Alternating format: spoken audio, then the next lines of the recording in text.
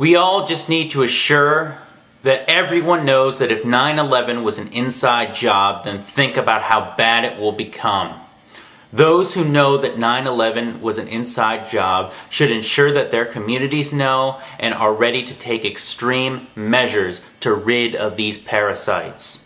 Overthrow is the only answer. But for that to be successful, all NWO supporters should be hanged. They are responsible for genocide and treason. I know you guys don't want to be called out on for calling for violence, but seriously, how could you defeat this threat peacefully? This is a violent group using violence and threats of violence to pass an agenda. Fight back. I'm just saying, why hasn't Bush, Kissinger, Brzezinski not been assassinated by someone willing to take one for the team? How about filing for treason lawsuits and charges against these people? The sovereignty movement needs lawyers willing to charge these people so we can hang them like they deserve. These comments recently appeared in the chat room for We Are Change, which is a very prominent 9/11 Truth organization. They were pointed out by a member of the James Randi Educational Forum, and I will link to the thread in question. You know, this is going to sound odd, but I really appreciate the honesty of the person who said that. I really appreciate the candor of what that person said because, well, I agree with what he said. I do.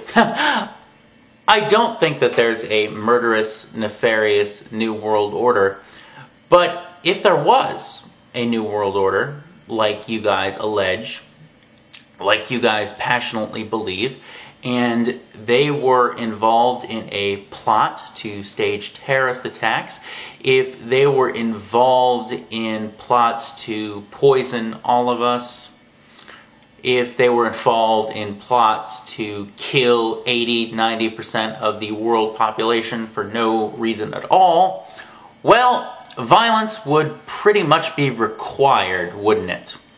But you guys constantly tell me that no, we're about peaceful change, we're about a spiritual change, you know, whatever that means.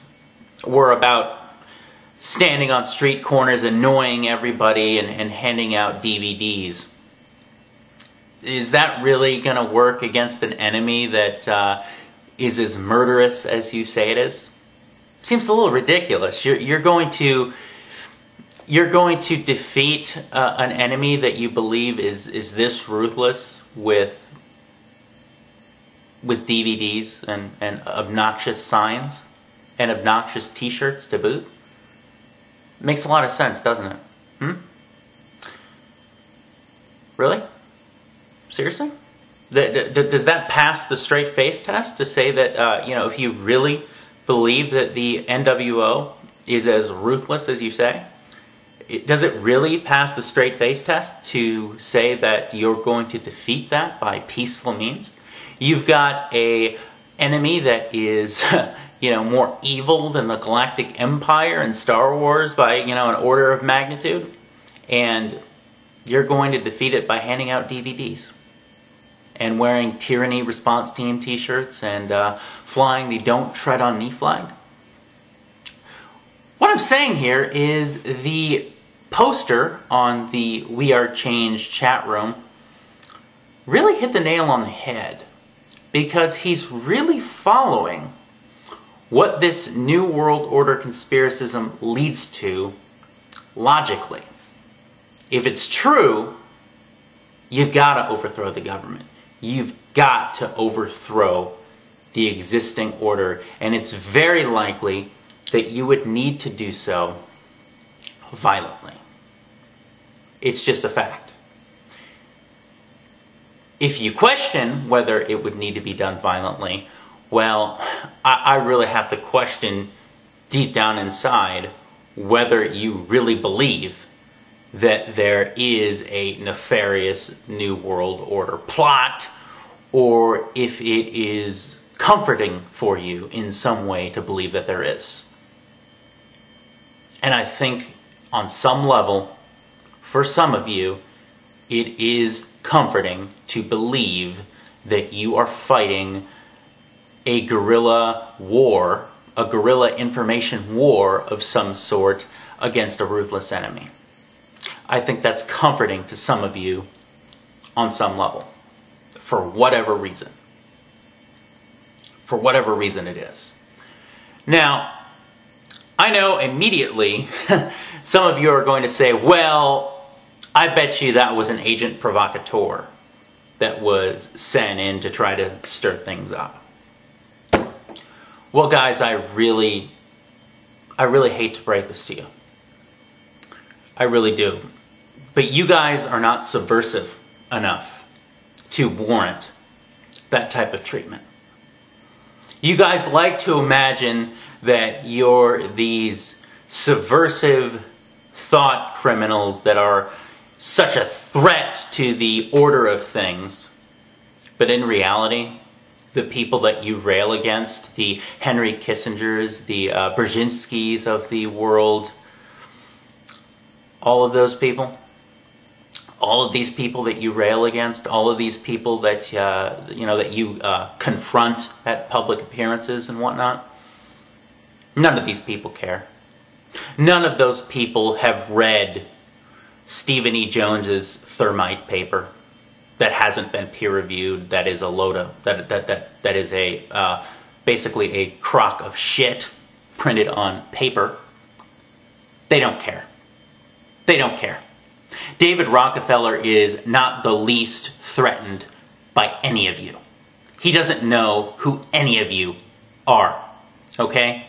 David Rockefeller does not have any idea who Alex Jones is. They probably barely know who Ron Paul is. Okay? They are not threatened by you. They're not so threatened that they're going to send agent provocateurs to try to discredit you, because you do a fine job of doing that yourselves.